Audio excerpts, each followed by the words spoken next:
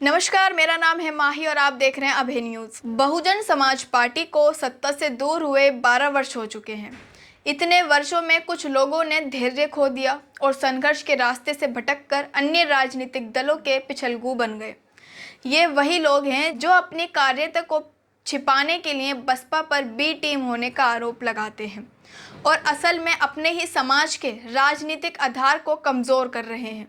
लेकिन क्या उन्होंने अभी ये सोचा है कि उनकी इस सोच से बहुजन आंदोलन को कितना नुकसान हो रहा है? राजनीतिक में धैर्य और संकल्प की ज़रूरत होती है। अगर हम भारतीय जनता पार्टी का उदाहरण लें तो उसने 1999 के बाद 2014 में केंद्र में सरकार बनाई। उसके समर्थकों ने ना तो पार्टी का साथ छोड़ा, ना ही अपने नेतृत्व पर कभी कोई सवाल खड़ा किया और ना ही ये कहा कि भाजपा खत्म हो गई है, बल्कि वे पार्टी व अपने नेतृत्व के साथ मजबूती से खड़े रहे और 14 साल बाद केंद्र में सरकार बनाने में सफल हुए। उत्तर प्रदेश में भी भाजपा ने 2002 के बाद 2017 में सत्ता में वापसी की।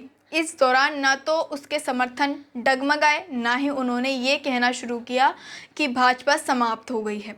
उन्होंने धैर्य रखा, संगठन को मजबूत किया और 15 साल बाद फिर राज्य की सत्ता में आए। भाजपा ने जातिगत समीकरणों को समझा। इसके विपरीत कुछ बहुजन समाज के लोग सिर्फ सोशल मीडिया पर बैठकर अपनी ही पार्टी और आंदोलन के खिलाफ गलत प्रचार कर रहे हैं। वे कांग्रेस, सपा और आम आदमी पार्टी जैसी पार्टियों की गुलामी कर रहे हैं, जबकि उन्हें यह समझना चाहिए कि अगर भाजपा जैसी ताकतवर पार्टी को हराना है तो उसके संगठन और रणनीति से सीखना होगा, ना कि अपनी ही पार्टी को कमजोर करके विरोधियों को और अधिक मजबूत करने का काम करना होगा। इन्हें काशीराम साहब के विचारों से सीखने की जरूरत है। मान्यवर काशीराम साहब ने हमेशा कहा था कि कांग्रेस, भाजपा, सपा और अन्य दलों से सावधान रहें। उन्होंने बहुजन समाज को अपने आत्मसम्मान और राजनीतिक अधिकारों के लिए संघर्ष करने की सीख दी थी। लेकिन आज भी वही लोग, जिन्होंने शायद कभी काशीराम साहब को ठीक से पढ़ा तक नहीं, बसपा और बहन जी पर ही आरोप लगा रहे हैं कि वे मिशन से भटक गई हैं। अगर पार्टी में कुछ कमजोरियां हैं तो उन्हें सुधारने की जरूरत है, लेकिन पार्टी को छोड़कर अन्य दलों की गुलामी करना कोई समाधान नहीं है। बहुजन समाज को ये समझना होगा कि जब तक वे अपने राजनीतिक स्वाभिमान और संगठन को मजबूत नहीं करेंगे, तब तक उन्हें बार बार हाशिए पर धकेलने की कोशिश की जाएगी। ब्राह्मण, ठाकुर, वैश्य एकजुट हो सकते हैं तो बहुजन समाज क्यों बटा हुआ है? दरअसल आज भी भाजपा, कांग्रेस और सपा बाबा साहेब डॉक्टर भीमराव अंबेडकर और अन्य बहुजन महापुरुषों के नाम पर वोट मांगते हैं। लेकिन कोई ब्राह्मण, ठाकुर या वैश्य ये नहीं कहता है कि भाजपा अब दलितों की पार्टी बन गई है या हिंदुओं की विरोधी हो गई है, बल्कि वे अपने राजनीतिक दल बीजेपी के साथ पूरी मजबूती से खड़े हैं। लेकिन कुछ बहुजन समाज के लोग बिना सोचे समझे अपनी ही पार्टी के खिलाफ दुष्प्रचार कर रहे हैं और अपने ही पैरों पर कुल्हाड़ी मार रहे हैं।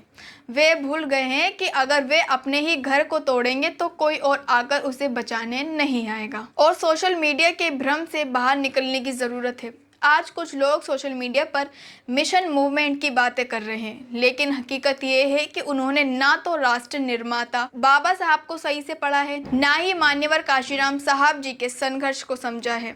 वे सिर्फ अपने व्यक्तिगत स्वार्थ के कारण सामाजिक परिवर्तन की महानायिका बहन कुमारी मायावती जी और बसपा का विरोध कर रहे हैं, जिससे बहुजन आंदोलन कमजोर हो रहा है। अगर बहुजन समाज ने अपनी एकता को नहीं समझा और दिशाहीन राजनीतिक का शिकार बना रहा तो उसकी बर्बादी तय है। और याद रखो, जब ये बर्बादी आएगी तब अखिलेश यादव, राहुल गांधी, केजरीवाल या कोई और नेता तुम्हारी मदद के लिए नहीं आएगा और इसके लिए जिम्मेदार कोई और नहीं बल्कि खुद बहुजन समाज ही होगा। अब भी समय है, सुधर जाओ, संगठित हो जाओ और अपने ही राजनीतिक अधिकारों के लिए जागरूक बनो। बसपा को कमजोर करने की बजाय उसे और मजबूत करने की दिशा में काम करो, क्योंकि यही एकमात्र दल है जो बहुजन समाज के वास्तविक हितों के लिए संघर्ष कर रहा है, क्योंकि एक बसपा ही है जो दलितों के हित में खड़ी हुई नजर आती है। फिलहाल इस वीडियो में बस इतना ही। आपको ये वीडियो कैसी लगी कमेंट्स में जरूर बताइएगा और अगर चैनल पर नए हैं तो सब्सक्राइब भी जरूर कर दीजिएगा। मिलते हैं अगली वीडियो में। धन्यवाद।